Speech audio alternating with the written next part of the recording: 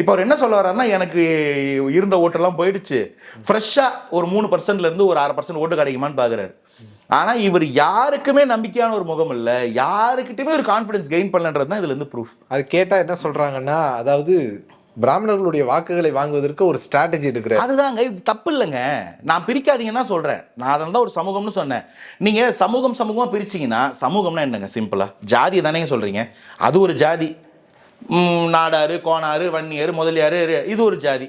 அப்போது இதை பிரிக்காதீங்கன்னு நம்ம சொல்கிறோம். எல்லாரும் ஒன்று அண்ணன் தம்பின்னு நம்ம சொல்கிறோம். நம்ம அப்படி தான் இருக்கோம். இது தானேங்க அடிப்படையில் தமிழ் தேசியம். ஜாதியே ஒழிக்கிறது தான் தமிழ் தேசியத்துக்கு அடிப்படைன்னு சொல்கிறோமா இல்லையா? இன்னைக்கு அதுலேருந்து இன்னொருத்தர் ஜாதியாக பிரித்து இது என் சமூகம், இது என் வாக்கு வாங்க போகிற சொன்னா நீ எப்படி பிரிக்கிற? நான் என்ன சொல்கிறேன், வளர்ச்சி பேசு, சமத்துவம் பேசு, சமூக நீதி பேசு, எல்லாரும் ஒன்றா இருப்போன்னு பேசு. இவன் எனக்கு செல்லம், அவன் எனக்கு வெள்ளம்னு சொல்லாத. எல்லாரும் ஒன்று, எல்லாரும் அண்ணன் தம்பின்ற. இன்னைக்கு அதுலதே மாறுபடுதா இல்லை இந்த கொள்கை? அவுட்ரைட்டாக இது மாறுபடுது இல்லை? அப்போ இவர் என்னங்க எல்லாருக்குமான தலைவர்? அப்போது அவர் பேச்சுபடியே வர 3%க்காக அவர் கேட்குறாரு, 97% விரோதி ஆயிட்டாரா? இவரே சொல்லுவார், இஸ்லாமிய கிறிஸ்துவர்கள் தான் வந்து இங்கே ஓட்டு போடாமல் தப்பு பண்ணிட்டீங்கன்னு. இவரே சொல்லுவார், அவங்க சாத்தானின் பிள்ளைகள், அவங்க தேவனின் பிள்ளைகள் இல்லை. இதுக்கும் காணொலி இருக்கு. அது வந்து டிஎம்கே ஓட்டு போட்டால் சாத்தானின் பிள்ளை ஆயிடுவாங்களா?